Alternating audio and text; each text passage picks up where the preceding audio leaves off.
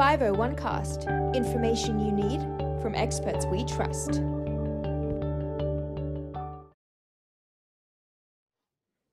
Welcome everybody to our next episode of the 501 Cast, where we bring you information you need from experts we trust.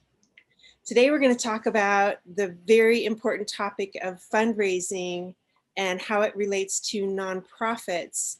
And we're going to cover some pretty common myths and answer those myths with the facts when it comes to fundraising, donor relations, attitudes about overhead, whether or not it's advisable or even legal to maintain cash reserves, how a nonprofit gets in this mentality of like, we have to do more with less, and how we can maybe break that mentality by educating ourselves and our donors and our leadership teams, and then how we actually do this. And so we have with us today Sherry Quam Taylor.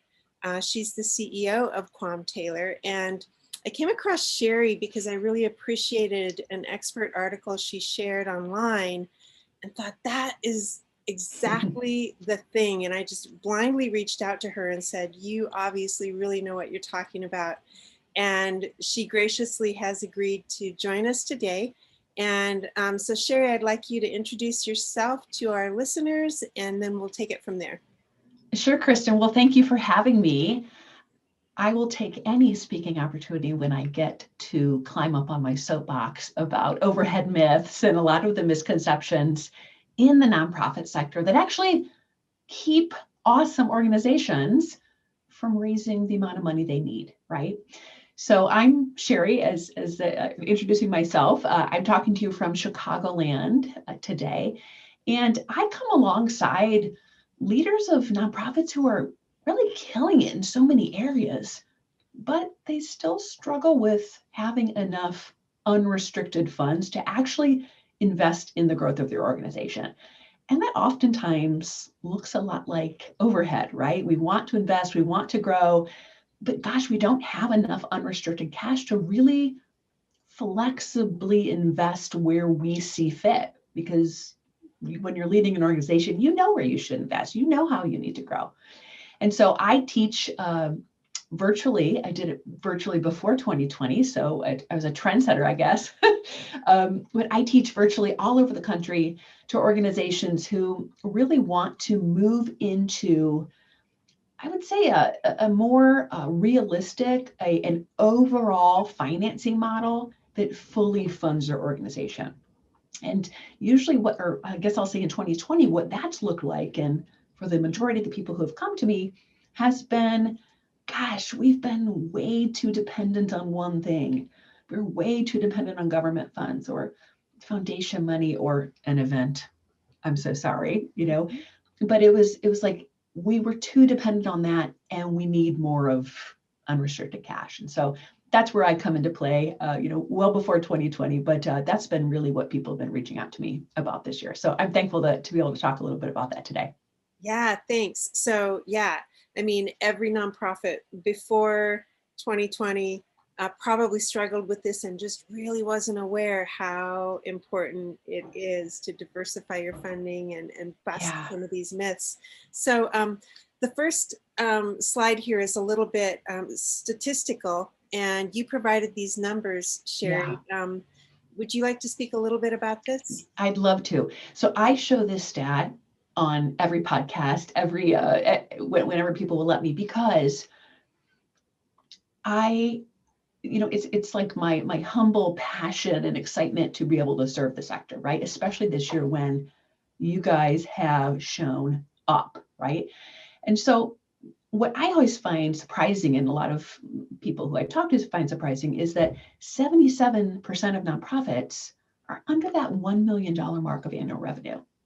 That's a lot, right? And 91% are under that $5 million mark. So the majority.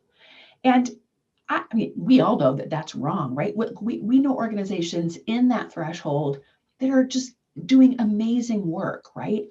And so when I learned this stat, it was, similar even before 2018, which is the stat I'm quoting here today, it really set me on this journey to really figure out, how do we raise more money? How do we fully fund our organization and frankly scale beyond those numbers? And so I've been studying for a decade where organizations get stuck, where their funding plateaus. And it's really come down to three reasons. And I'm going to share some of those today, really in the form of myths. And I've formulated my methodology and model that I teach my nonprofit students, really based on how do we scale over these statistics that really tell us it's going to be really hard to grow our funding. So we'll head right into those myths and kind of tackle some of this. Great, thank you. So the first myth in our little Mythbusters series here is related to donors and overhead. And I just, last week or the week before, heard from a board member, well, we can't do that because the IRS is going to like yank our nonprofit status if we, and I just thought, wow, they are, because I've never heard that in my 30 years. And so we're going to talk now about donors and overhead and the misconception that you can never have enough money to do what you need to because the donors aren't going to go for it. So you could talk a little bit about that, and then also maybe touch on what is overhead. I mean, what is technically overhead and what is not? I know nonprofits have to just be really careful where you allocate things in your budget so that if what you provide is every single thing is like an hour of staff time, that's clearly not all overhead when you're talking about client services or that kind of thing. So could you talk a little bit about Yes, happy to. So, and this again, Kristen, again, so true before 2020, but I'm using this time to really push on this because it's been so important. Overhead is not a bad word. It is not a bad word. Now, everybody comes to me because they want to start securing more money from individuals, right? They want to start bringing in larger gifts, that sort of thing. And I immediately go, okay, great. Let's look at your 990 and let me see how you're spending your money. Let me see how you're allocating to program, admin, and fundraising. So when I even do board training, I love that you brought up that board comment that you just recently got.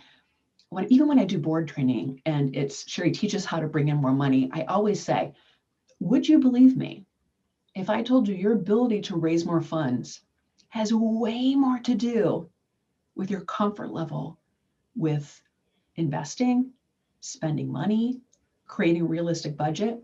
It has way more to do than actually the kind of traditional fundraising approach and strategy. And so what I mean by that is, typically people will come to me and I go and look at their 990 and I see 90% program, 92, 91, 90. And the world would tell us, wow, knocking out of the park, you're doing great. But also their revenue isn't growing either. It's not on the trajectory that they want it to be on. And so we know that if you're going to grow, if you want to raise more money, you have to spend more money on all three areas of your organization: programs, admin, and fundraising. And sometimes that admin and fundraising might be up to 20%. It might be, right? So one of those plateau points I mentioned early on, I noticed that when people are really tied to that number or really tied to that, we got to put everything into program. It can't be over 90, right? Somewhere along the way, someone said that, and it's not the truth. When we don't have that investment for a period of time, right? It might be 2 years, 3 years. We don't invest and say, you know what? These are the couple years we're actually going to spend money to learn how to make more money or spend money to put more gas in the engine. We're going to really invest highly in those years so that within 2-3 years, we're making more money that can then go back into program, right? And so if people aren't willing or aren't open to really invest in all three areas of your business, because in my world, nonprofits are a business, it really does leave you vulnerable to this funding plateau. The other thing it does is it leaves you sadly landlocked when opportunities come your way, when that amazing staff member comes your way who would just kill it as your program director, or you have an opportunity to maybe grow into another city, or so it leaves you landlocked and you can never fully take care or take advantage of opportunities. And then the third thing that we've seen so much this year is it really does leave you at risk in times of crisis.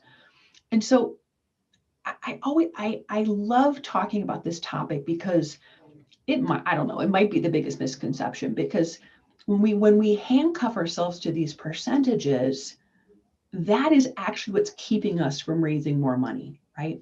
And so that phrase of, nope, the board says we got to put as much into programs this year as possible, actually doesn't make any sense, because when I do the math, when you start spending, let's say you were spending 90% on program, there's a period of time, or maybe it was only 75%, and you were putting, gas in the engine. I'm telling you, my students start growing their revenue and more money is being put into programs, despite the percentage being different. Right. But if we're we're handcuffing to the percentage, which is crazy. So you're working to grow the pie, even if the size of the slices are different, it's still a bigger pie with more money for programming. You nailed it. And so I think even the video, or I guess how you found me on LinkedIn, I was talking about that, where you really have to be an educator to your donors. Who I had a recent student client whose donor said, hey, come back to me when you've got these percentages turned around, because like you can't spend 25% on admin and fundraising combined this year. This year, she's put the most ever into program, right? And so my encouragement to her was, you have to be the educator, right? Because they've heard these misconceptions somewhere. And so then it's like, oh, that means you're not going to spend my money well. Right. Frankly, if that donor would have invested in my client this year, it would have been the best they've ever spent the money, because the most money was going into program this year. Right. It's really wild. Right. It's really wild. Yeah. So, overhead is not a dirty word, right?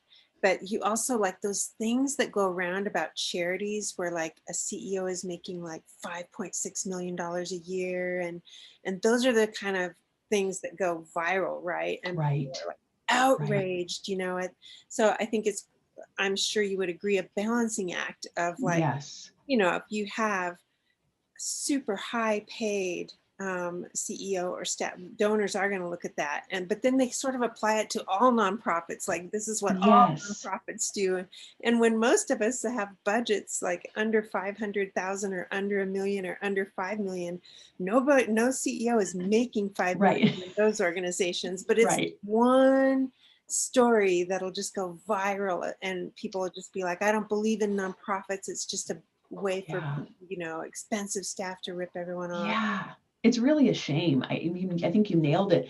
And the other part I would add on to that is, if we think of, here, I'm going to address it from the angle of, oh no, is the donor going to bring up the percentages, or I'm afraid they're going to bring it up. I coach my students to sit at the table and tell them why you need it. Tell them what you're doing. Know your plan, know your numbers. Because if you're trying to secure larger gifts from major donors, mid-level donors, I call them investment level donors, guess what? They've been in your shoes. They're usually entrepreneurs, scaling businesses, leaders in the community. Maybe they've even sat down and asked for an investment before, right? They're scaling their businesses and not putting 92% back into the one product they sell, right? They're investing in their marketing, their staff, their HR, their office space. There is no one better that should understand this than a major donor. Right. But you have to come to the table in that CEO dialect and push into that conversation. And my student I coached, I said, hold on, we're going to prep you and go right back at that person and say, thank you for asking me that question. I've actually run a couple other numbers to show you this. Let me share this with you, because it's a huge misconception in the sector that many people don't realize. And just be an educator and embrace the opportunity. Right. Yeah, so I would say to kind of maybe also just specifically answer your what is overhead. I mean, we could talk for an hour about that, but I think it's if you look at your statement of functional expenses on your 990, remember that usually most categories, whether it's even accounting or website or staff, it usually goes in all three pots, right? Just because it's your rent, that doesn't mean 100% admin, right? Are you running your entire program staff out of there, right? So I find that the allocation oftentimes is off as well because of what you said. A board member says it's staff, it's admin, or it's off, it's rent, it's admin, or it's the website, it's fundraising. Right. It's rarely all or nothing when it comes to laying out your budget and really looking at it in those three categories. And usually split across all three, even though some might be 100% program. Your accountant is also processing programming checks, Yes. programming disbursements, You're right? speaking my language, Kristen. Right, right. So moving to myth number 2, Yeah. healthy cash reserves. Like, we're a nonprofit. We can't show a bottom line that's not more than break even. And could you talk a little bit about this, the difference between, or I guess just the conception people have that a nonprofit, like profit does not mean your bottom line isn't in the black, right? Right. And whether it's a reserve or whether it's a healthy cash balance, whatever you want to call it in your world, my goodness, what have organizations needed this year? What did they need in April and May? Right? Mm-hmm. We needed unrestricted cash in the bank. Right. Right. And so it's funny, even before this year, I always would ask people, like, do you have an okay reserve? Like, what do you got? I would more often get this, well, maybe like we have 2 to 3 months. I would say 90% of the time that was the answer I got. And it was kind of like, well, we don't really have a policy. Gosh, yeah, we'd love to have more, but there's no plan to do that. And so sadly, that's been very difficult for organizations this year. Right. Here's the funny part. I have one client who's really a tremendous, she runs a tremendous organization actually here in Chicago. And I asked her back in, 2018, I said, what's your reserve? And she said, 100%. I've got a year's worth of reserve in the bank. Yeah. And I have to tell you, when she told me that, I thought, wow, okay, a whole year, I never get that answer. Mm-hmm. But she said to me, back in 08, 09, when the economy went sideways, she said, we had to close sites. We had to stop tutoring children. We had to lay off staff. We aren't doing it again. So we, over the years, have raised a great reserve. And so they've stood really strong through this year. And so I really hope that misconception of you can't have a cash balance, or, oh, we've got too much money in the bank, or a foundation's not going to fund us if you have money in the bank, that has got to be put behind us. Because really, I'm hearing the new standard really is closer to 9 months or 12 months. Yeah. Because, and that only makes sense, right? I mean, I have organizations coming to me who have $5 million budgets, who struggle to make payroll the last couple months of the fiscal year, because they aren't budgeting to raise the reserve. Yeah. And so, I mean, yeah, you've got to put it in the budget. You have to. I was just thinking about, if you're having a conversation with a donor and they're like, you seem to be doing fine, without us, and you have, several months cash reserve or whatever, that the point could be made. Like, if someone's going to invest their money in an organization, do they want to invest it in one that could be gone in the flick of an economic blip? Right. Or do they want to invest in one, you know what I mean? How their money is so quickly just gone in the case of a pandemic or, an economic downturn, and really how that could, like, having a healthy cash reserve could be poised as an asset and one more reason why you should give to this organization, because obviously they're healthy enough to go the distance, and your money is not going to be wasted with this group, right? Yeah, I 100% agree. If we go back to that comment I made of who is an investment level donor, they understand this. They're not running a multi-million-dollar organization with 1 month's cash in the bank. Right. You know, they understand this. Again, explain, you know, even with my client who said, well, here's why we have it. Like she's grown her funding every year since with a 12-month reserve in the bank. So the other part of this, I feel like I've had a number of clients this year who have not been frontline, but they've actually really kind of kicked it out of the park here this year, and we're fully funded at month 6 or month 9. And I got to tell you, when you're fully funded and have a reserve in the bank, you can run your organization differently.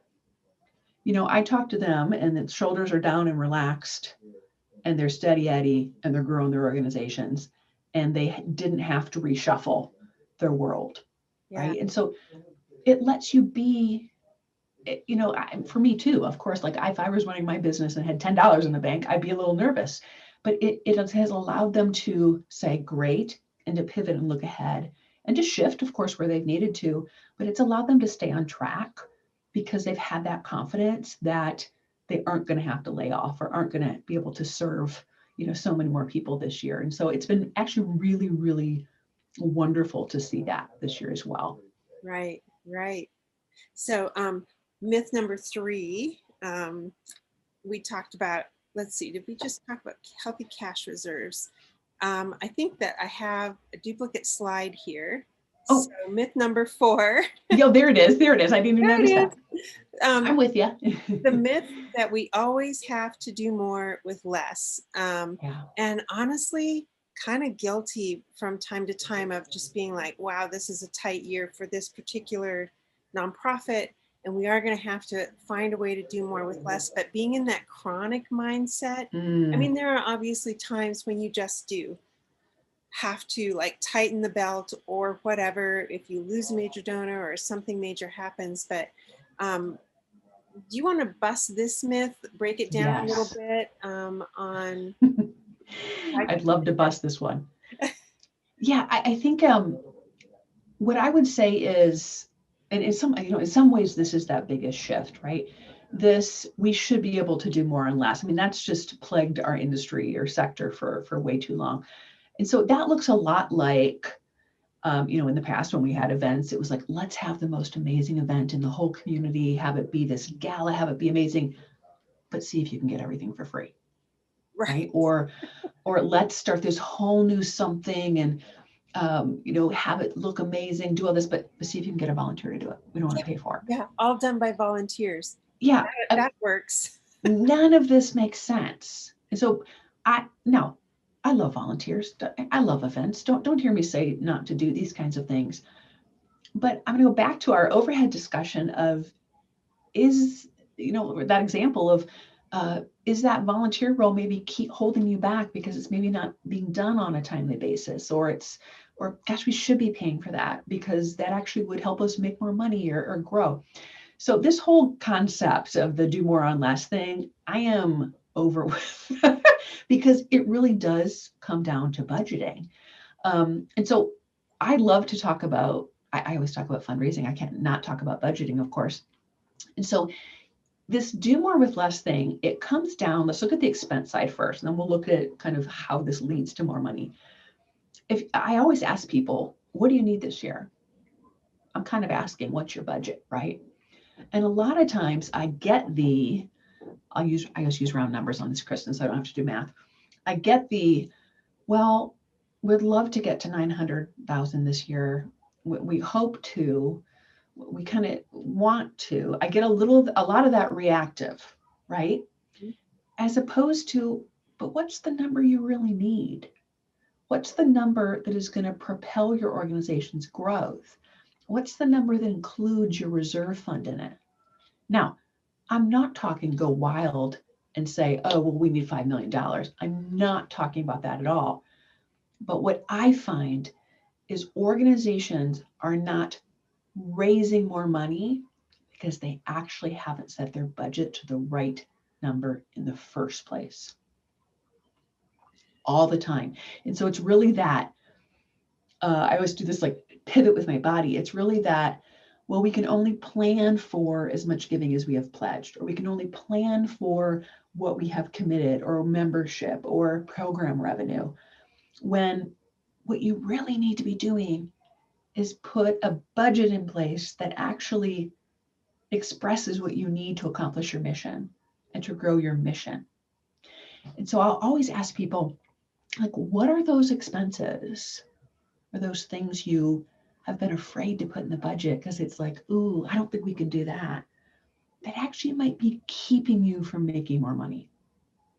Right. You Right. know, donor management software, or, you know, moving that role from volunteer to paid, or donor experience work, or brand messaging, like all these types of things.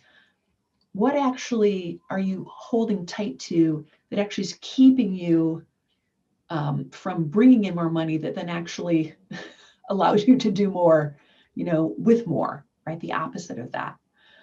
So this is a huge, it probably is like maybe one of the biggest things in budgeting and I guess just budgeting, that I'll say that is a real big mental shift for a lot of people who have had heavy dependence on government contracts or foundation contracts or program revenue, right? And so this year, organizations who had so much dependence on those types of revenue generating elements, this is even more important because you still have a mission and it's still worthy of being supported. So if we're not owning our true need, here's the kicker. How would you ever put together a development plan that actually matches that? How would you ever say, okay, wow, yeah, you're right. We have a $1.1 million need. I'm so glad I know that, because now I can truly put together an overall financing plan to hit it. Right. Right. But also, We never will. yeah, if there's that like need number, and then there's the like what you think you can get based on past history or whatever, and the gap is huge. Gosh, how do you, I mean, and especially if you haven't busted that first myth that it's going to take money to make money. Yeah. Like you might have a group that's like, even if their need is say $1 million, and they Right. only see the prospects of raising 500,000, like how can you get a board, like I guess in our last slide, like how to actually pivot, we would Right. talk about that. But you know, to get a board to say, okay, that's what we need, even if you can't achieve it maybe in the current year, it's like we are still going to state that as our Right. need. If it doesn't happen this year, here's how we'll get by. It needs to happen by the year after or the year after that. Right. Like that's Right. still our need number. Still our need number. And which is really that, I mean, I said there were 3 things that cause organizations to plateau. And that third one that we're not talking tons about today, but it's really about knowing, having a plan in place to move from transactional activities to relational based fundraising. And so a lot of times when I get no's, you know, I don't expect everybody I talk to hire me, that's fine. But when I get a no that says it's not in the budget, I got to tell you, it stings a little bit, because I'm like, I understand it's not in the budget. I have a budget too, but they're not seeing the hundreds of thousands of dollars that I see on their income side of the budget. So I'm like, you're not seeing what I see on your top part, because you're not doing this, you're not doing this, you're not doing this. So I always am a little sad, because I'm like, I could help you, you know, because you're not seeing, then you're only looking at the expense side and you're not seeing what is sitting there on the income side. Mm-hmm. And usually that boils down to making that shift from transactional fundraising into relationship-based fundraising. And so like on this last slide, I always want to encourage people that like you can shift away from what I call like a traditional fundraising model that limits growth, you know, really appeal heavy, campaign heavy, event heavy, transaction, mail it out, that type of work. Again, don't hear me say it's bad or wrong, but oftentimes it's limiting your growth and it's causing your staff to be on this flurried spin cycle that actually keeps you small.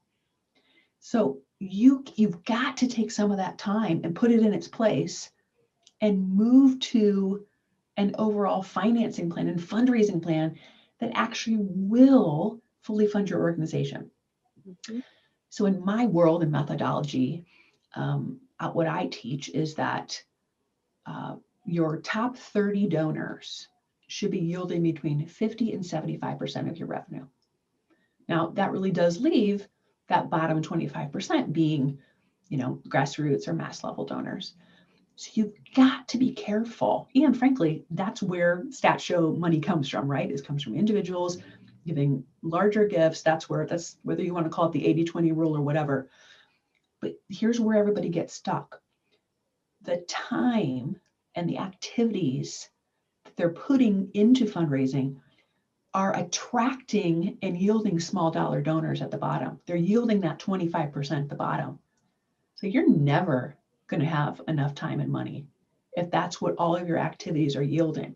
Mm. And so having a plan to how would I move up into those top 30 donors is the key to moving past that plateau and to moving into a true financing plan that actually funds your big vision and your big mission.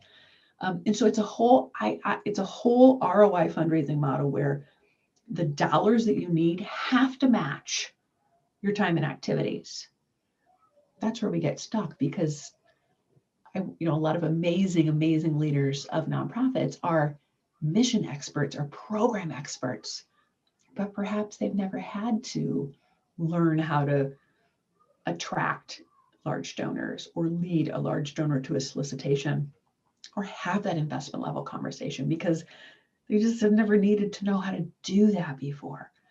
But that's where back to that point of you got to invest in learning how to do that, because if it can yield 75% of your revenue, guess how much time you need to be spending on that too. And I always tell leaders, like every hour you spend fundraising has to yield high results. It is your time, leader who's listening to this, is the most valuable asset to the organization. So it has to yield the top part of that pyramid. It has to. So in general, yeah, what you yeah. see a lot is people spending 80% of their time on that lower 20% of the revenue. When Right. they should be spending, or did I say it backwards? They should be spending 80% of their time on that highest On the yield. top part. Yeah. Right. Yeah. Right. It's really just, it's really that match of time and activities to dollars. Same for the board, Kristen, like if my board member is going to give an hour of time in between board meetings, it had better be on the top part of that pyramid, right? It had better not be finding auction items for an event, getting gift cards, because I've sat in those We don't meetings. love those, but yeah. Again, yeah, it's all great. Right. But that's not how you're going to lead a large donor to giving their best gift. Mm-hmm. And that's our goal. Anybody who's giving to the organization, we want to create such an amazing donor experience for them that we know they're giving their best gift. And so for someone, the problem is someone who we know can write a $25,000 check, if they're down here in the cadence of all the appeals and events, they're never going to give their best gift. And you're getting there like, oh, here's 2,000, because they don't understand your need. You're not moving into that investment level conversation. But you got to have your numbers, your overhead, your budget, all your ducks in a row, and own it and sit at that table and tell them what you need. Right, right. So if you're looking at a small nonprofit, like we Mhm. said again, most are small budgets. Okay, and you have your staff, and there's this person on programming and that person on, and none of them are fundraising experts. Like how, I could see a board of directors just saying, we have to hire a fundraiser now when we barely have enough money to do everything we're already doing, Mhm. or either that or we got to lay off this administrative assistant in order to hire this fundraising person. How would you answer those kind of questions? Yeah. Like when you really look at logistically, we have one client right now who could highly, highly benefit from a professional development director / fundraiser, major gift fisher. Sure. Yeah. Casting that net and really knowing how to do it. But the fact is, like, how do you afford to do that? Do you hear that from groups? Like, Yeah, how are we going to get that absolutely. person? Like, what do you Yeah. say to those groups? And I hear it all the time. And I actually feel like it's one of the key factors of people bumping up over that $1 million mark, right? When I actually see that. A lot of times I find, this is totally rule of thumb here, I find that organizations can usually raise to that 800, 900K mark with the ED. I find that. And then when they start tipping, it's like, oh, we've got to spend the money on the person to be making more money. Where I would start is looking at, I'm going to go back to time. It's the number one thing. What are the things that perhaps got you here that aren't going to get you to the next level? What do we need to stop doing so that we can start doing some of these new activities we've talked about today? Mm-hmm. And sometimes that's very hard when, and I've been there, I've been in your shoes, when you're in the trenches and you love this organization and you do it all and you will not sleep for days. And I'm in. Sometimes it's hard for us to put our head above it and say, do I need to be doing that anymore? Because, I hear, you probably have heard that, which is why you said it. It's like, hold on, don't fire the admin. Whoa, whoa, whoa. To me, it's if I can gain or pull out 10 hours, 5 hours of that executive director's time and have an admin take on more of that, whatever I'm paying that administrator, like those 5 to 10 hours a week is going to yield hundreds of thousands of dollars if you get into that top part of the pyramid activities. So this is why fundraising is balancing the expense and the income, right? Because I will pay, I'm going to use round numbers, $30,000 for extra admin work if it means that I can spend X amount hours more a week that actually then yields $200,000 worth of revenue. So it's a total math exercise, but you got to go to the numbers and you got to check out of the, I don't know how we'll ever do it. We'll just never have enough. There's a path to do it. It's in the numbers. And then it's being brave enough to stop doing some things and invest in learning how to secure larger gifts, knowing that it's going to come, because it comes. But you got to make that shift from the way we've always done it and embrace that feeling that feels risky. It's actually not risky. It's like really well calculated risk, and learn how to do new activities that actually attract and yield larger gifts, because the donors are sitting there. I'm telling you, they're sitting right around you. Right. So abandoning the poverty mentality, especially with a struggling organization, maybe is even harder. Well, so hard. Yeah, we, no money, no program, right? Right. And I was talking with Absolutely. you earlier about, the importance, and you did cover it here, the importance of where we're spending our time and how beautiful, our administrative part or our programming is or whatever, and that's all great, but like no money, no mission, right? Right. So Right.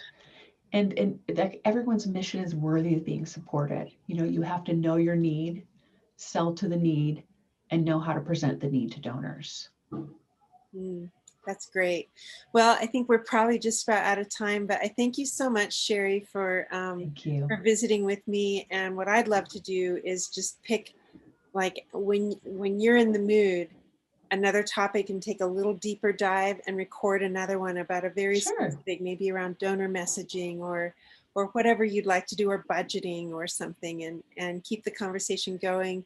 You're a finance, budgeting, fundraising expert, and we need one of those